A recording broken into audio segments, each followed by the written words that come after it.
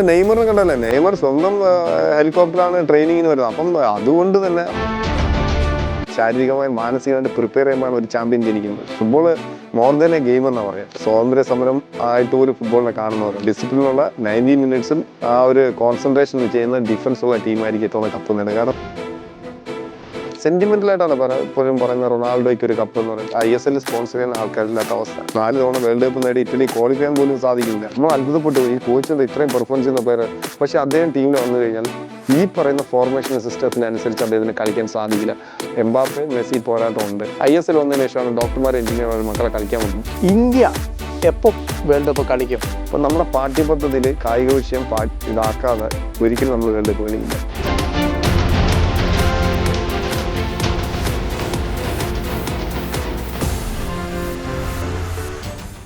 ഇപ്പോൾ FIFA world കപ്പാണ്.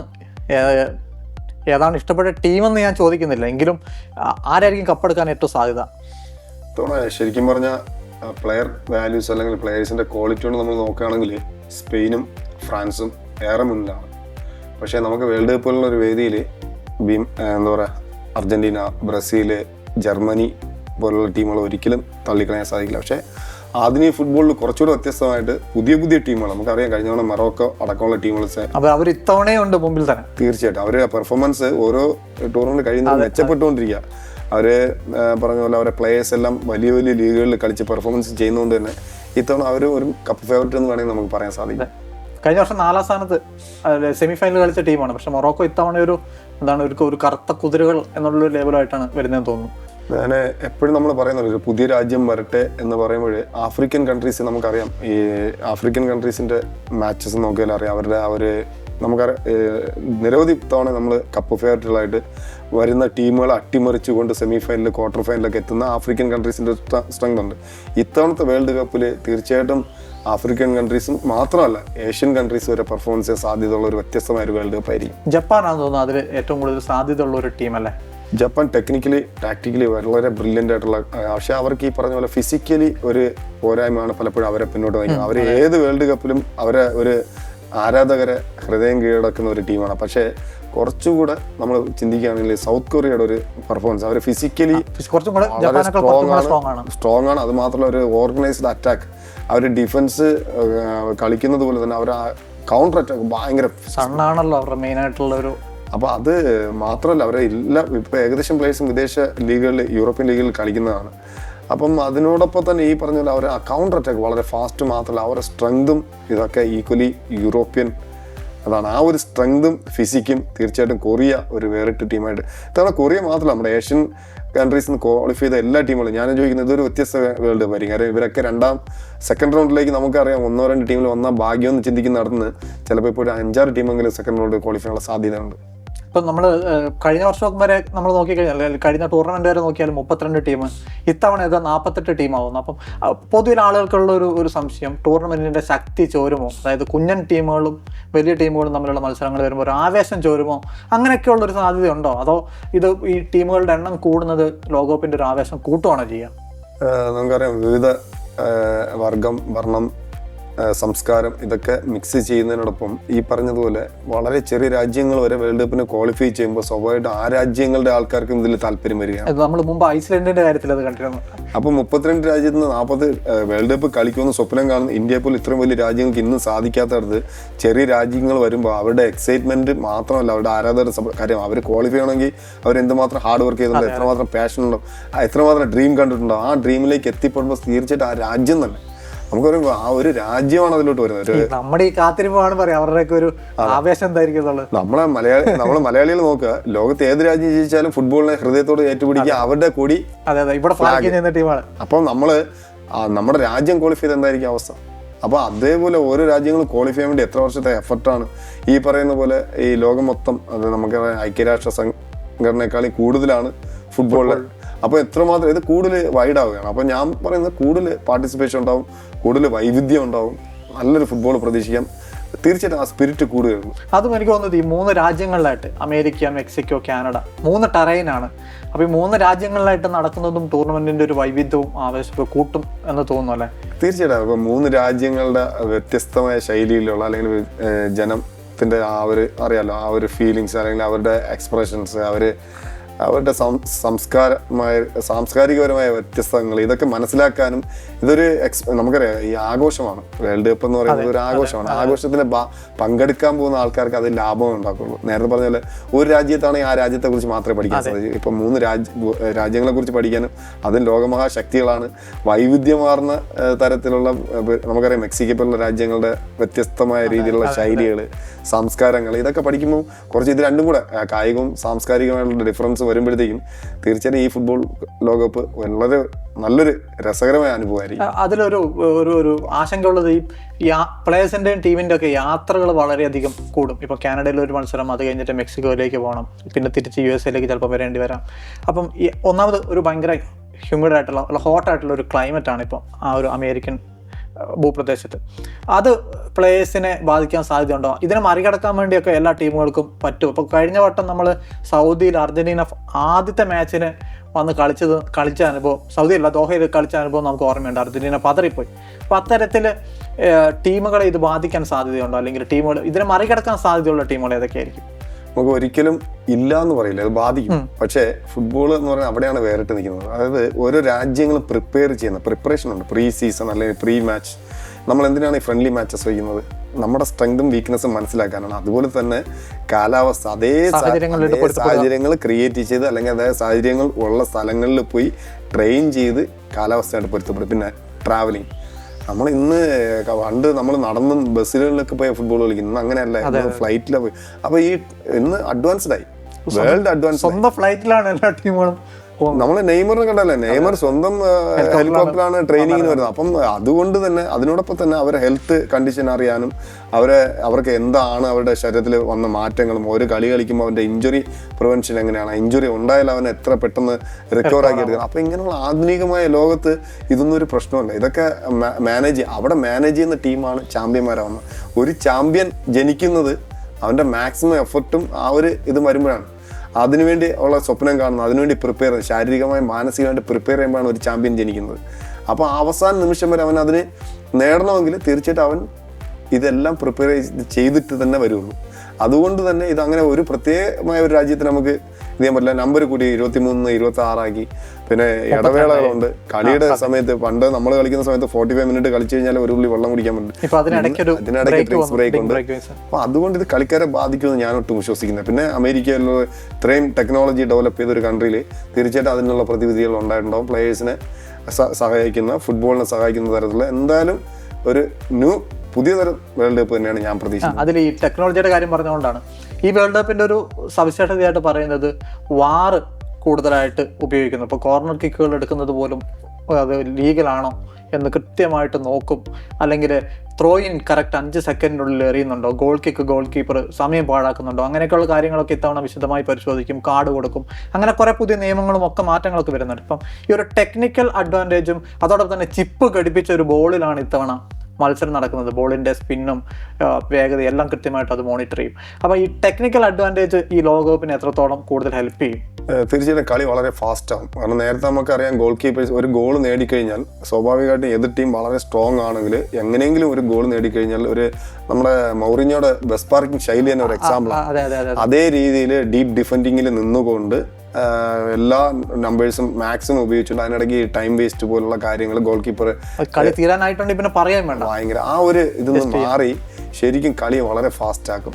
അതിനോടൊപ്പം തന്നെ നമ്മൾ നേരത്തെ പറഞ്ഞ ചിപ്പ് ഘടിപ്പിച്ച ബോൾ നമ്മൾ പണ്ട് സംശയിച്ച് നിൽക്കും, ഗോളാണോ അല്ലെന്ന് സംശയം. ഇത് റഫറിക്ക് അപ്പോൾ തന്നെ ഇൻഫർമേഷൻ കിട്ടും. അതുകൊണ്ട് തന്നെ കളി വളരെ ഫാസ്റ്റ് ആവും, കുറച്ചുകൂടെ എൻ്റർടൈൻ ആവും. അതിനിടയ്ക്ക് ഇടവേളകൾ ലഭിക്കുന്നുണ്ട്. അതുകൊണ്ട് പ്ലേയേഴ്സും നല്ല ഫിറ്റ് ആയിരിക്കും. ഇപ്പം നമ്മൾ നേരത്തെ പറഞ്ഞാൽ ഒരു ഇടവേള, ഹാഫ് ടൈമിനിടയിൽ ഒരു ഇടവേള ഡ്രിങ്ക്സ് ബ്രേക്ക് കിട്ടുന്നത്, ഇതൊക്കെ കൊണ്ട് തന്നെ ടെക്നോളജിയും ഇതിനും കൂടെ മിക്സ് ചെയ്ത് വരുമ്പോൾ കളി കുറച്ചുകൂടെ ഭംഗിയുള്ളതായിട്ട് അല്ലെങ്കിൽ സ്പീഡുള്ള കളിയായിട്ട് മാറും. ഇത്തവണ നമ്മൾ നോക്കിക്കഴിഞ്ഞാൽ സാധാരണ എല്ലാ ലോകകപ്പിലും നമ്മൾ ഒരു 2, 3 അല്ലെങ്കിൽ 3, 4 ടീമുകളുടെ പേര് കറുത്ത കുതിരകൾ എന്ന വിശേഷണത്തോടെ നമ്മൾ അവതരിപ്പിക്കാറുണ്ട്. അപ്പോൾ ഇത്തവണ അങ്ങനെ വരാൻ സാധ്യതയുള്ള ടീമുകൾ ഞാൻ നേരത്തെ തന്നെ പറഞ്ഞു, ആഫ്രിക്കൻ കൺട്രീസ് ഒരിക്കലും നമുക്ക് എക്സ്പെക്ട് ചെയ്യാൻ പറ്റില്ല. അവർ ശരിക്കും ലോകകപ്പ് നേടാൻ, പക്ഷേ നമ്മൾ പറഞ്ഞ ജനറ്റിക് മിക്സ് ആയ ഒരു പ്രശ്നം എന്നാണ് എല്ലാവരും പറയുന്നത്. കാര്യം യൂറോപ്യൻസ് എപ്പോഴും കപ്പ് നേടുമ്പോഴും അല്ലെങ്കിൽ ലാറ്റിൻ അമേരിക്കൻസ് കപ്പ് നേടുമ്പോഴും ഒരിക്കലും ഒരു ആഫ്രിക്കൻ, പക്ഷെ അവർ നോക്കിയാൽ അറിയാം വിവിധ യൂറോപ്യൻ ടീമുകളിൽ പെർഫോമൻസ് ചെയ്യുന്ന നിരവധി കളിക്കാരുണ്ട്. അതെ, ഇപ്പൊ നമ്മൾ നോക്കുകയാണെങ്കിൽ മൊറോക്കോ ഉണ്ട്, സെനഗൽ ഉണ്ട്, ഐവറി കോസ്റ്റ്. അപ്പോൾ ഇതുപോലുള്ള രാജ്യങ്ങൾക്ക് പിന്നെ ഇത്തവണ ശരിക്കും നമ്മൾ അമേരിക്ക നമ്മൾ ഒരിക്കലും ഒരു ഫുട്ബോൾ പവർ ഹൗസ് ആയിട്ട് കാണുന്നില്ല. പക്ഷെ അവരുടെ പെർഫോമൻസ് നമ്മൾ ശരിക്കും കഴിഞ്ഞ വേൾഡ് കപ്പിൽ അവരുടെ പെർഫോമൻസ് നോക്കിയാൽ അറിയാം. അപ്പൊ ഇതൊക്കെ വെച്ചുകൊണ്ട് കഴിഞ്ഞ വേൾഡ് കപ്പിലാണ് നമുക്ക് അതിന് മിക്കവാറും വേൾഡ് കപ്പിൽ അവർ പെർഫോമൻസ് ചെയ്യുന്നു. പക്ഷെ നമ്മൾ ഒരിക്കലും അമേരിക്ക ഒരു ഫുട്ബോൾ രാജ്യം നോട്ടീസ് ചെയ്തു. പക്ഷെ അതുകൊണ്ട് തന്നെ പറയാണ് അമേരിക്ക, മെക്സിക്കോ ഹോം ടീമാണ്, കാനഡ ഹോം ടീമാണ്. ഇവരൊക്കെ ഒരു കറുത്ത കുതിരകളായിട്ട് മാറിയാൽ നമുക്ക് അത്ഭുതപ്പെടില്ല. തീർച്ചയായിട്ടും ഒരു ആഫ്രിക്കൻ ടീം കപ്പ് നേടണമെന്ന് ആഗ്രഹിക്കുന്ന നിരവധി ആൾക്കാരുണ്ട്. അത് വളരെ വിവിധ കാരണങ്ങളുണ്ടാവും. ഫുട്ബോൾ മാത്രമല്ല, football more than A game എന്നാ പറയാം. അത് ലോകത്തിനെ ഒരുമിച്ച് നിർത്തുന്നതിനോടൊപ്പം തന്നെ ജനങ്ങളുടെ സ്വാതന്ത്ര്യ സമരം ആയിട്ട് പോലും ഫുട്ബോളിനെ കാണുന്നവരുണ്ട്. അതാണല്ലോ ഈ ഫുട്ബോളിന്റെ ഗെയിമിന്റെ പ്രത്യേകത. അതുകൊണ്ട് തന്നെ മോർ ദാൻ എ ഗെയിം എന്ന് അവിടെ പറയുമ്പോൾ തീർച്ചയായിട്ടും ഇത്തവണ വേൾഡ് കപ്പ് നമുക്ക് ഒരിക്കലും പ്രെഡിക്റ്റ് ചെയ്യാൻ കഴിയില്ല. ഈ നമ്മളെപ്പോഴും പറയും ജർമ്മനി എപ്പോഴും ഒരു സ്ട്രോങ് ആണ്, പക്ഷെ ഇത്തവണ ജർമ്മനിയെ പോലും ആരും പരിഗണിക്കുന്നതായിട്ട് കാണുന്നില്ല. അപ്പം ഈ ഏത് രാജ്യം വേണമെങ്കിലും നമുക്ക് നോർവേ നോക്കില്ല, നോർവേയുടെ ഏർലി ഹാലണ്ടും ഒഡഗാർഡും ചേർന്ന അറ്റാക്കിംഗ് നിര എനിക്ക് തോന്നുന്നു ഈ വേൾഡ് കപ്പിൽ ഏറ്റവും മികച്ച അറ്റാക്കിംഗ് നിരയാണ്. നമുക്ക് രണ്ടുപേരുടെ സ്കില്ലിൽ നമുക്ക് ഒരു സംശയം വേണം. അപ്പം അവർ ഗോൾ സ്കോറാണ്, പക്ഷെ അവരുടെ ഡിഫൻസ് എങ്ങനെ റിയാക്ട് ചെയ്യുന്നിരിക്കുന്നത് ഇത്തവണത്തെ എല്ലാ രാജ്യങ്ങളും പറയുന്നില്ല. ഡിഫൻസ് അച്ചടക്കമുള്ള ഡിസിപ്ലിനുള്ള 90 മിനിറ്റ്സും ആ ഒരു കോൺസെൻട്രേഷൻ ചെയ്യുന്ന ഡിഫൻസ് ഉള്ള ടീമായിരിക്കും ഇത്തവണ കപ്പ് നേടുന്നത്. കാരണം എല്ലാ ടീമും ഗോൾ കീപ്പറിന്ന് ടച്ച് ചെയ്ത് കളി ബോക്സിനകത്ത് നിന്ന് തന്നെ കളി തുടങ്ങാനുള്ള അവസരം കിട്ടുന്നുണ്ട്. ബിൽഡപ്പ് ഗെയിം കൂടുതലും ഫോക്കസ് ചെയ്യുന്ന സമയത്ത് ഈ പ്രസ് ചെയ്ത് ബോൾ വിൻ ചെയ്യാൻ ശ്രമിക്കുമ്പോൾ സ്വാഭാവികമായിട്ടും ഇവിടുത്തെ ഡിഫൻസ് അതനുസരിച്ചുള്ള റിയാക്ഷൻസ് കൊടുത്തില്ലെങ്കിൽ പൊളിയും. അതാണ് ഈ വേൾഡ് കപ്പിൻ്റെ ഒരു പ്രത്യേകത. പ്രസ്സിങ്ങും ഉണ്ടാവും, അതിനോടൊപ്പം ഡിഫൻസും. പ്രസ്സിങ് എന്ന് പറയുന്നത് ഹൈ പ്രസ് ചെയ്യുന്ന പറയും അഗ്രസീവാണ്. ഇത്രയും ഫാസ്റ്റായി കളി നടക്കുന്നതിനിടയ്ക്ക് ഡിഫൻസ് ഒരു അലസത കൊണ്ടുപോലും ടീം തോൽവിയിലേക്ക് പോകും. അപ്പം ഒരു വ്യത്യസ്തമായ ഒരു ഫുട്ബോൾ തന്നെ. കാരണം ഞാൻ നേരത്തെ പറഞ്ഞിട്ട് ഈ നിയമങ്ങൾ കാരണം കളി കുറച്ചുകൂടെ ഫാസ്റ്റ് ആവുകയാണ്. അപ്പം ഒരു എൻ്റർടൈൻ തന്നെ നമുക്ക് പ്രതീക്ഷിക്കാം. ഇപ്പം നേരത്തെ പറഞ്ഞ പോലെ രണ്ട് സ്ക്വാഡുകൾ നമ്മൾ നോക്കിയാൽ ഫ്രാൻസും സ്പെയിനും ഇവർ രണ്ടുമാണ് ഈ വേൾഡ് കപ്പിലെ ഏറ്റവും ശക്തമായ സ്ക്വാഡ് എന്ന് നമുക്ക് പേപ്പറിൽ നമുക്ക് മനസ്സിലാവും. ഏറ്റവും നല്ല അറ്റാക്കിംഗ് ഉള്ള ടീം ഏതാണ്? അത് എംബാപ്പയുടെയും ഫ്രാൻസ് ആയിരിക്കുമോ അതോ വേറെ ഏതെങ്കിലും ടീമാണോ? നമ്മൾ എന്തുകൊണ്ടാണ് ഫ്രാൻസിനെ പറയുന്നത്? ശാരീരികമായും മികവുറ്റവരാണ്. നമുക്ക് ഇവിടെ സ്പെയിനിന് എന്തുകൊണ്ട് ഈ ചില നിർണായക മത്സരങ്ങൾ നഷ്ടപ്പെട്ടു എന്നാൽ അവർ ശാരീരികമായിട്ട് അത്രത്തോളം കരുത്തരാണ്. ഇത് അർജന്റീനയെ മുൻപ് ഫേസ് ചെയ്തിരുന്ന ഒരു കാര്യമാണ്.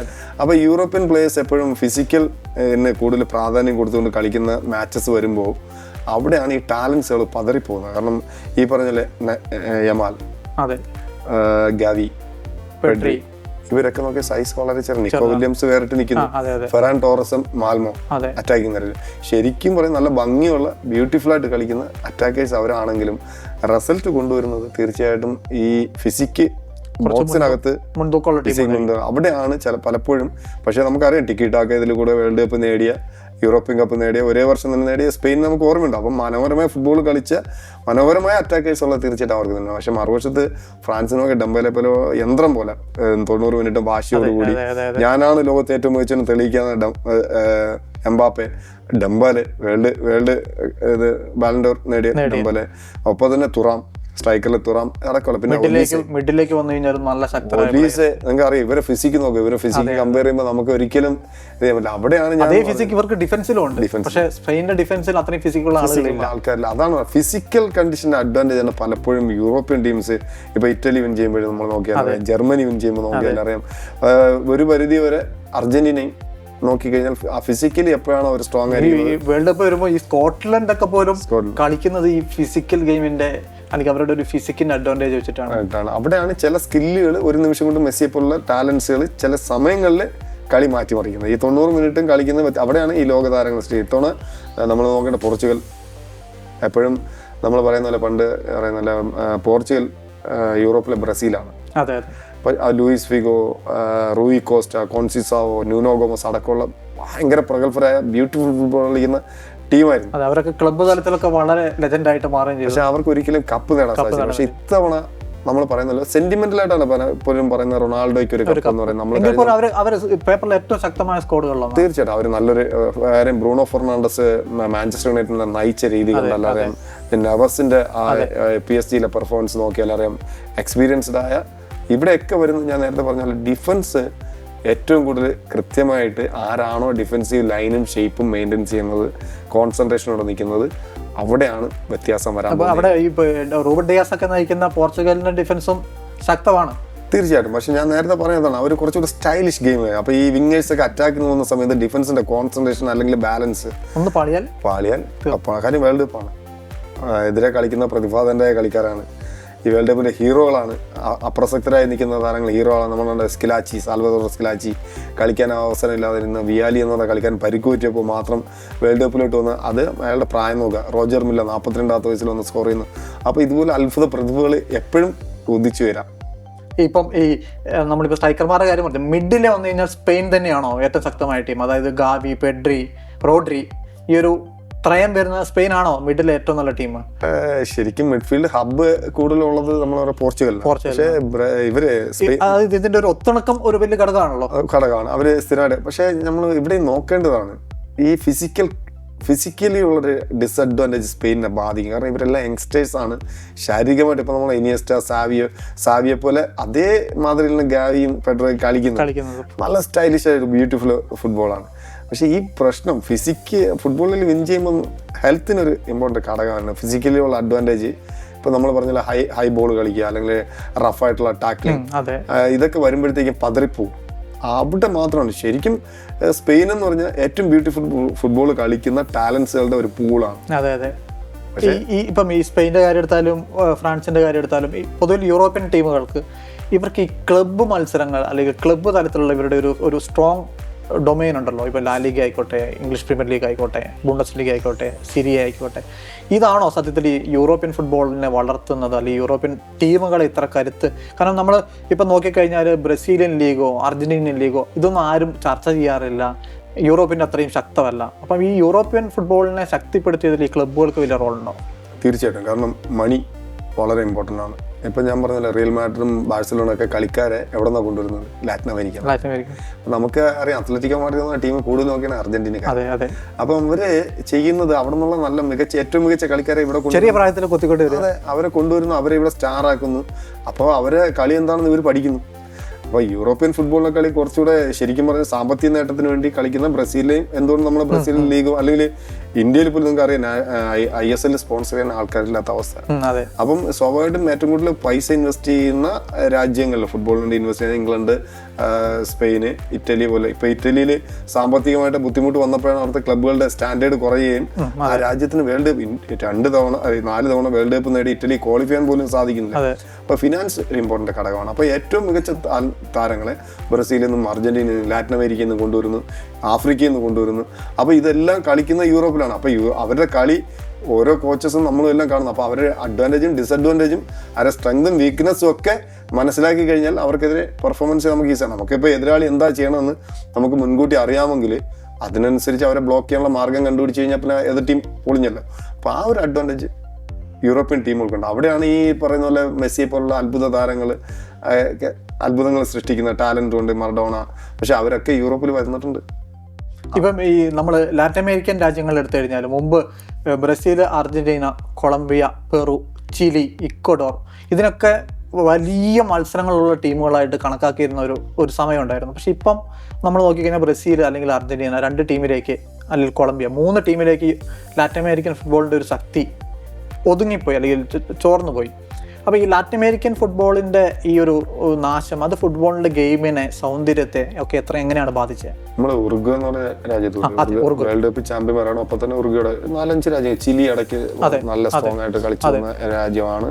അപ്പം ലാറ്റിൻ അമേരിക്കൻ ഫുട്ബോളുണ്ട്. ഈ പറഞ്ഞ പോലെ പഴയ കാലങ്ങളിൽ താരങ്ങളാണ് കളിയെ നിയന്ത്രിക്കുന്നെങ്കിൽ ഇന്ന് ശരിക്കും ടെക്നോളജിയും കോച്ചസുമാരുമാണ് കളിയെ നിയന്ത്രിക്കുക. അതിന്റെ ഡെവലപ്മെന്റ് നടക്കുന്ന മൊത്തം യൂറോപ്പിലാണ്. അതെ. അപ്പോൾ അവർ ടെക്നിക്സ്, ടാക്ടിക്കൽ നമ്മൾ പറഞ്ഞ പോലെ ഈ നമുക്കറിയാം മെസ്സി ലെഫ്റ്റ് ഫുട്ട് ഇട്ടാണ് കളിക്കുന്നത്, അദ്ദേഹത്തിൻ്റെ ട്രിബ്ലിംഗ് സ്കിൽ. അപ്പോൾ മാസങ്ങളോളം അതിനെക്കുറിച്ച് മനസ്സിലാക്കി അതിന് എഗെയിൻസ്റ്റ് ആയിട്ട് എങ്ങനെയാണ് ഒരാളെ മാർക്ക് ചെയ്യാൻ, അല്ലെങ്കിൽ പണ്ട് നമുക്കറിയാം മറഡോണയെ മാർക്ക് ചെയ്യാൻ 2 പേരെ അതിനുവേണ്ടി നിയോഗിച്ചത് കൊണ്ടാണ് ജർമ്മനി അന്നത്തെ വേൾഡ് കപ്പ് നഷ്ടപ്പെടുത്തുന്ന അവർ മനസ്സിലാക്കി.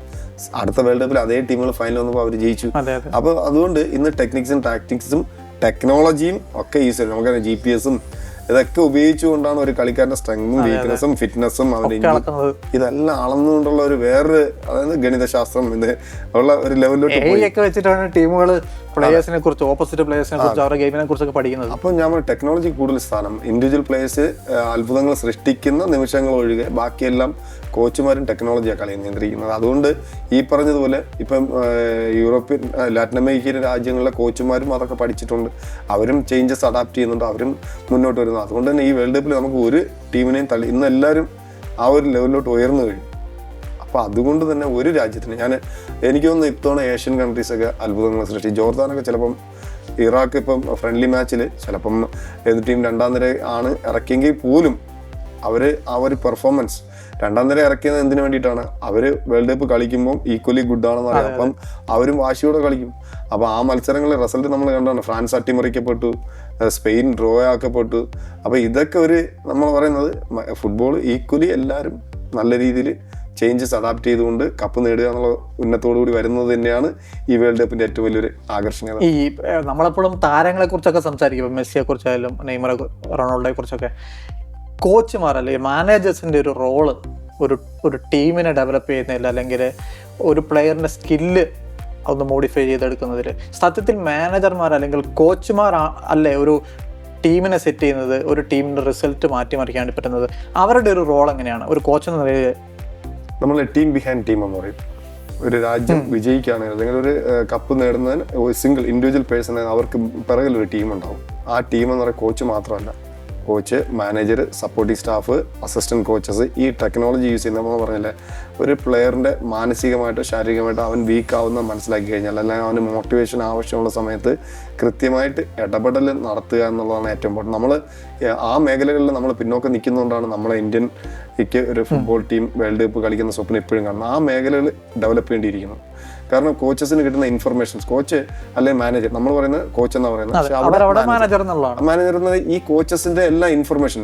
ഇപ്പം നമുക്ക് പറയാൻ ഗോൾ കീപ്പർ കോച്ച് ഉണ്ടാവും, ഡിഫൻസിന് ഒരു കോച്ച് ഉണ്ടാവും, ഫ്രീ കിക്ക്. നമ്മളറിയാം ആഴ്സണലിന്റെ പെർഫോമൻസിനെ കുറിച്ച് പറയുമ്പോൾ അവർ പറഞ്ഞിട്ടുണ്ട് ഡെഡ് ബോൾ സ്പെഷ്യലിസ്റ്റ് ആയിട്ടുള്ള കോച്ചിന്റെ പെർഫോമൻസ്, അത് ഈ ടീമിനെ മുന്നോട്ട് വെച്ചു. അപ്പൊ ഇതെല്ലാം കൂടെ ഒരു ക്രോഡീകരിച്ച് ഈ മാനേജർ എടുക്കുന്ന ഡിസിഷൻ, ആ ഡിസിഷനാണ് ഏറ്റവും ഇന്ന് കളിയെ നിയന്ത്രിക്കുന്നത്. നമ്മൾ നേരത്തെ പറഞ്ഞു ഓക്കെ, ഇപ്പോഴും ഉണ്ട് മർഡോണയും പെലയും അല്ലെങ്കിൽ ഇൻഡിവിജ്വൽ പേഴ്സൺസ് ടീമുകളെ ജയിപ്പിക്കുന്ന കാലഘട്ടം ഉണ്ടായിരുന്നു. ഇന്നും ഇൻഡിവിജ്വൽ പ്ലേയേഴ്സിന് സ്ഥാനമുണ്ട്. പക്ഷേ ഇന്ന് നമ്മൾ പറഞ്ഞ line and shape maintenance organise ചെയ്ത് പൊസഷൻ ഫുട്ബോൾ, അറ്റാക്കിംഗ് ഫുട്ബോളാണോ വേണ്ടോ, ഡിഫെൻഡിങ് ഫുട്ബോളാണോ വേണ്ടത്, അതിനനുസരിച്ച് കളിക്കുന്ന കളിക്കാരെ മാത്രമേ കോച്ച് ടീമിൽ എടുക്കുകയുള്ളൂ. ഇപ്പം നമ്മൾ ചില പ്ലേയേഴ്സൊക്കെ ടീമിൽ സെലക്ഷൻ കിട്ടുന്നില്ല. നമ്മൾ അത്ഭുതപ്പെട്ടു പോയി, ഈ കോച്ച് എന്താ ഇത്രയും പെർഫോമൻസ് ചെയ്യുന്ന പ്ലെയർ. പക്ഷേ അദ്ദേഹം ടീമിൽ വന്നു കഴിഞ്ഞാൽ ഈ പറയുന്ന ഫോർമേഷൻ സിസ്റ്റത്തിനനുസരിച്ച് അദ്ദേഹത്തിന് കളിക്കാൻ സാധിക്കില്ല. അത് അദ്ദേഹത്തിനും ദോഷമാണ്, രാജ്യത്തിനും ദോഷമാണ്. അപ്പോൾ കോച്ച് റിസ്ക് എടുക്കുന്നതാണ്. കാര്യം എന്ന് പറഞ്ഞാൽ തോറ്റാലും ജയിച്ചാലും ഉത്തരവാദിത്വം കോച്ചിനാണ്. അപ്പോൾ അദ്ദേഹം ആ റെസ്പോൺസിബിലിറ്റി എടുക്കണം. ഇപ്പം നമുക്കറിയാം എത്രയോ വർഷങ്ങൾക്ക് ശേഷമാണ് ബ്രസീൽ ഒരു വിദേശ കോച്ചിനെ ഹയർ ചെയ്യുന്നത്. അപ്പം അവർക്ക് കോച്ചസിന്റെ ഇമ്പോർട്ടൻസ് മനസ്സിലായി. കാര്യം ബ്രസീൽ പോലുള്ള രാജ്യത്ത് ഒരാൾ കളി പഠിപ്പിക്കാൻ പുറത്തുനിന്ന് വരേണ്ട കാര്യമില്ല. അപ്പൊ ഇത്രയും കഴിവുള്ള ഫുട്ബോളിലെ ദൈവങ്ങൾ അല്ലെങ്കിൽ രാജാക്കന്മാരെന്ന് പറയുന്നത് ബ്രസീലിൽ പോലും വിദേശ കോച്ചുമാരെ അഡാപ്റ്റ് ചെയ്യാനോ അക്സെപ്റ്റ് ചെയ്യാനോ ശ്രമിക്കുമ്പോൾ അതൊരു ഫുട്ബോളിലെ മാറ്റമാണ്. ടെക്നോളജിയും അല്ലെങ്കിൽ ഈ പറഞ്ഞ പോലെ ഇൻഫർമേഷൻസും ആ ഒരു കാലഘട്ടത്തിലേക്ക് നമ്മൾ കടന്നു കഴിഞ്ഞു. അപ്പം ഡോൺ കാർലോ ആണെങ്കിൽ തന്നെ പുള്ളി അത്രയും ഏജ്ഡ് ആണെങ്കിൽ പോലും അഡ്വാൻസ്ഡ് ആണ്. അതെ, തീർച്ചയായിട്ടും കോച്ചിന് അതിൻ്റെ റോളുണ്ട്. അതിനേക്കാളുപരി ഞാൻ പറയുന്നത് ടീം ബിഹൈൻഡ് ടീം എന്ന് പറയുന്ന കോച്ച് മാത്രമല്ല, ആ സപ്പോർട്ടിങ് സ്റ്റാഫ് അടക്കം. അതുകൊണ്ടാണ് ഇന്ന് ഒരു കളി ജയിക്കുമ്പോൾ നമ്മൾ 11 പേരോ രാജ്യമല്ല, ആ 11 പേർക്ക് ഒപ്പം നിൽക്കുന്ന ആ ഒഫീഷ്യൽസ്, നമ്മൾ പലപ്പോഴും ഗോൾ അടിച്ച് ചില കളിക്കാർ, ചില പ്രത്യേക കോച്ചുമാർ അല്ലെങ്കിൽ അവരെ സപ്പോർട്ടിങ് സ്റ്റാഫിന് ആൾക്കാരെ കെട്ടിപ്പിടിക്കുന്നതെന്നറിയാം. അവർ ഒരു ഇഞ്ചുറി പറ്റുമ്പോഴോ അല്ലെങ്കിൽ അവർ മാനസികമായിട്ട് തകർന്ന് നിൽക്കുന്ന സമയത്തൊക്കെ അവരെ ഏതെങ്കിലും രീതിയിൽ മോട്ടിവേറ്റ് ചെയ്യുക അല്ലെങ്കിൽ അവരെ സഹായിക്കുന്ന ആൾക്കാരുണ്ടാവും. ഈവൻ ബോൾ ബോയ് ആയിരിക്കാം, അല്ലെങ്കിൽ അവിടെ മസാജർ ആയിരിക്കാം, അല്ലെങ്കിൽ ഡോക്ടറായിരിക്കും. അപ്പം ഫുട്ബോൾ ഒരു വേറെ ലെവലാണ്. അത് മൊത്തം കളി മാത്രമല്ല. അപ്പോൾ ഈ സാമൂഹികപരമായും ബന്ധങ്ങളും മാനസികമായിട്ടുള്ള ഐക്യങ്ങളും സപ്പോർട്ടുകളും എല്ലാം ഉൾപ്പെടുന്ന ഒരു വലിയൊരു സ്റ്റാഫ്. ഇതിനെല്ലാം നിയന്ത്രിക്കുന്ന ആളാണ് കോച്ച് അല്ലെങ്കിൽ മാനേജർ. തീർച്ചയായിട്ടും അദ്ദേഹത്തിന് അതിൽ റോളുണ്ട്. അപ്പോൾ ഒരു ടീമിൽ ഒരു ഗോളിയുടെ റോള് അതിന് എത്രത്തോളം ഇമ്പോർട്ടൻസ് ഉണ്ട്? കാരണം പലപ്പോഴും സ്ട്രൈക്കർമാരുടെയൊക്കെ പേരുകൾ നമ്മൾ സജീവമായിട്ട് ചർച്ച ചെയ്യുമെങ്കിൽ പോലും ഗോളിയുടെ പേര് മിക്കവാറും ഒരു കപ്പ് എടുക്കുമ്പം ആ കപ്പെടുത്ത ടീമിൻ്റെ ഗോളിയെക്കുറിച്ച് നമ്മൾ സ്വാഭാവികമായിട്ടും ചർച്ച ചെയ്യും. അതല്ലാണ്ട് ഗോളിമാരുടെ ഒരു മികവിനെ കുറിച്ചോ അല്ലെങ്കിൽ അവരുടെ ഒരു പങ്കാളിത്തത്തെക്കുറിച്ചോ പ്രാധാന്യത്തെക്കുറിച്ചോ ഒന്നും നമ്മൾ ചർച്ച ചെയ്യില്ല. അപ്പോൾ ഒരു ഗെയിമിൽ ഗോളിയുടെ ഒരു റോള് അതെന്താണ്? എനിക്ക് വ്യത്യസ്തമായ ഒരു അഭിപ്രായമാണ്. കാര്യം ലൈവ് യാഷിൻ മുതൽ ബഫൺ വരെ ഒരു നല്ലൊരു നിരവധി നിങ്ങൾ പറഞ്ഞതുപോലെ ഒരുപാട് പെർഫോമൻസ് ചെയ്യുന്ന പിന്നെ പേര് കേൾക്കാറില്ല പിന്നെ. പക്ഷെ ഇപ്പൊ നമുക്കറിയാം മാർട്ടിനസ്, അർജന്റീന മാർട്ടിനസ് ഇപ്പോഴും സ്റ്റാറായി നിൽക്കുകയാണ്.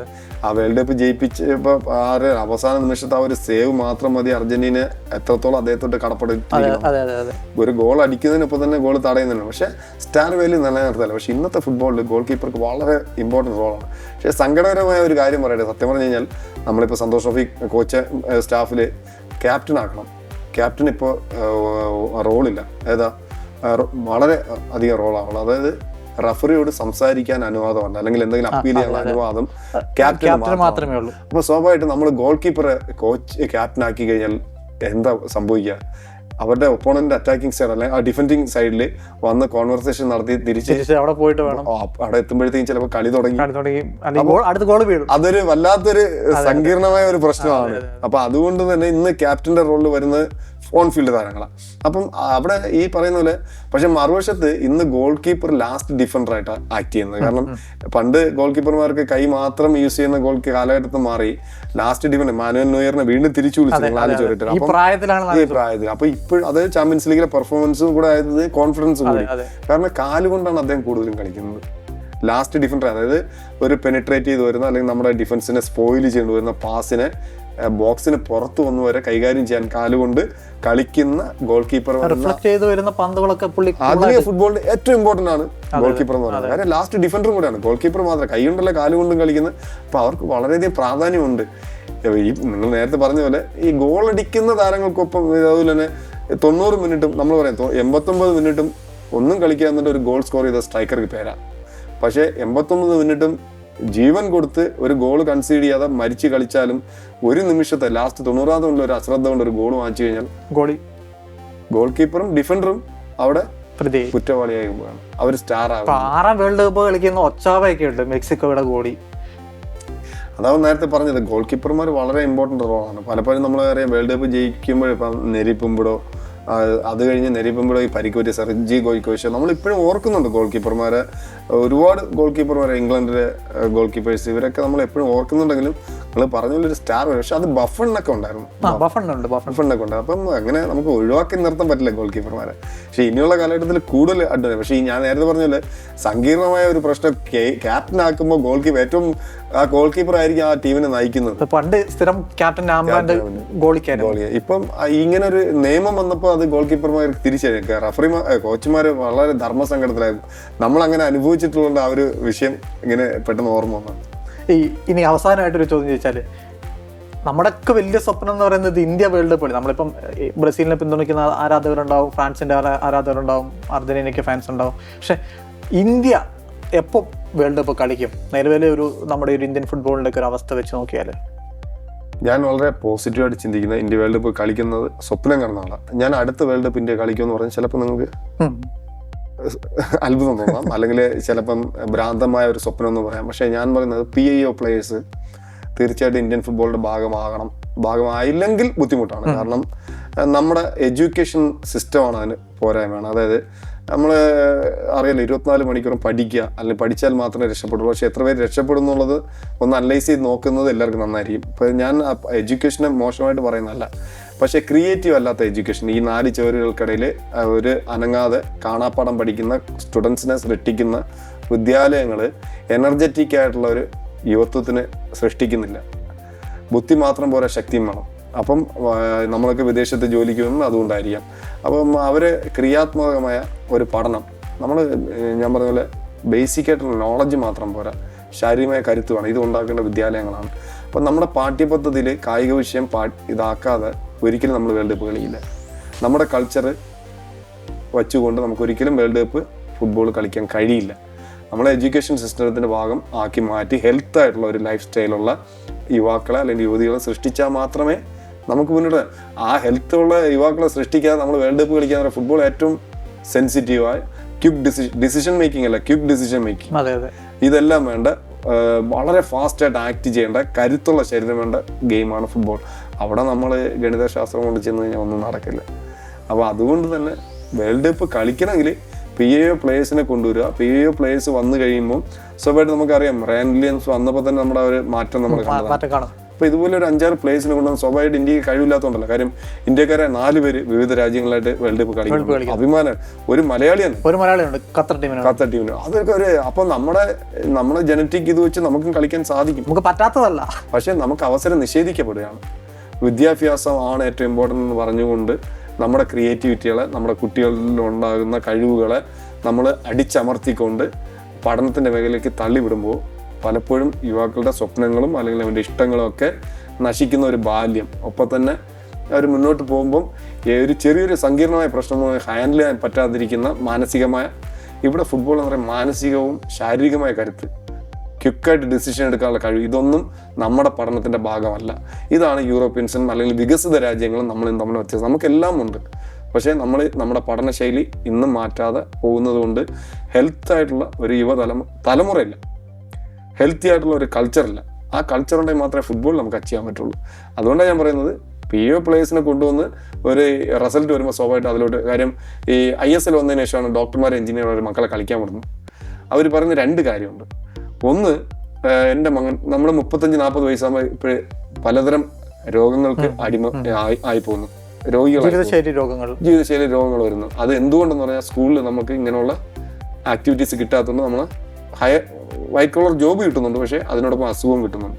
അതുകൊണ്ട് എൻ്റെ മകൻ മറഡോണയെ പോലെ മെസ്സിയൊന്നും ആവണ്ടില്ലെങ്കിലും ഒരു ഹെൽത്ത് ആയിട്ടുള്ള ഒരു ശരീരം കിട്ടട്ടെ. പണ്ട് പാവപ്പെട്ടവൻ കഞ്ഞി കുടിക്കാൻ വകയില്ലാത്ത മാത്രം പന്ത് കളിക്കുന്ന മേഖലകളിൽ ഇന്ന് അവർ വരുന്നത് അത് ISL കൊണ്ടുവന്ന ഒരു ഇമ്പാക്റ്റാണ്. അപ്പോൾ PAO പ്ലേയേഴ്സ് വന്നു കഴിഞ്ഞാൽ അവർ ഇന്ത്യ സ്വാഭാവികമായിട്ട് പെർഫോമൻസ് ചെയ്യും, 100% ഉറപ്പാണ്.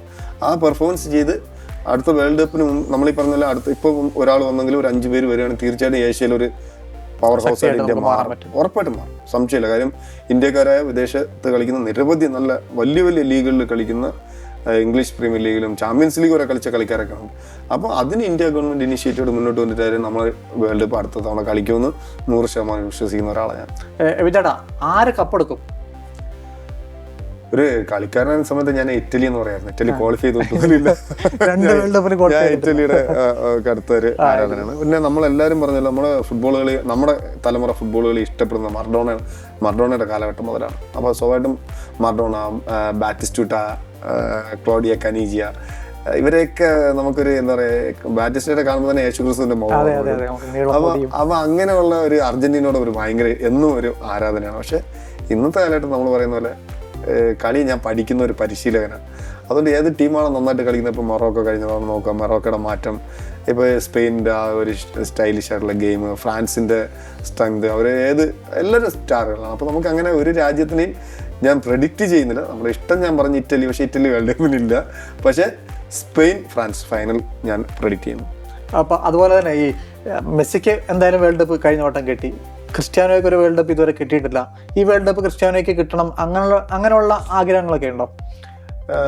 സ്വാഭാവികമായിട്ടും അങ്ങനെയൊക്കെ പറയുന്നത് നമുക്ക് ഒരുപാട് താരങ്ങളുണ്ട്. ഹാരി കെയ്ൻ ഇംഗ്ലണ്ടിന്റെ, അദ്ദേഹം കൺസിസ്റ്റൻസി ആയിട്ട് പെർഫോമൻസ് ചെയ്യുന്ന വേൾഡ് കപ്പില് അതിന്റെ ലീഡർഷിപ്പ് ക്വാളിറ്റി. അപ്പൊ നമുക്ക് സെന്റിമെന്റിനേക്കാൾ ഉപരി, പക്ഷെ ഇത്തവണ ഈ കഴിഞ്ഞ തവണത്തെ മെസ്സിയുടെ അതേ അവസ്ഥയിലാണ് ഇപ്പോഴും റൊണാൾഡോ. കാര്യം ടീമിലെ താരങ്ങൾ വരുന്ന കഴിഞ്ഞ തവണ നമുക്കറിയാം മക്കാലിസ്റ്റർ, എൻസോ ഡീപോള്, മാർട്ടിനസ്, അങ്ങനെയുള്ള റൊമാറോ, ഇങ്ങനെയുള്ള കളിക്കാർ നമുക്കറിയാം. ഞാൻ ഏറ്റവും കൂടുതൽ കഴിഞ്ഞ വേൾഡ് കപ്പിലെ പ്രതീക്ഷ ലോതർ മാർട്ടിനസ്, അദ്ദേഹം ആയിരിക്കും അർജന്റീനയുടെ കുന്തമുനയായിരിക്കും. പക്ഷെ അദ്ദേഹം പോയപ്പോഴത്തേക്കും പെർഫോമൻസ് ഡൗൺ ആയപ്പോൾ അവിടെ അൽവാരസ് വന്ന്, സ്റ്റാറായി. അതുപോലെ ഒരു സാധ്യത ഇവർക്കും ഉണ്ട്, പോർച്ചുഗലിനുണ്ട്.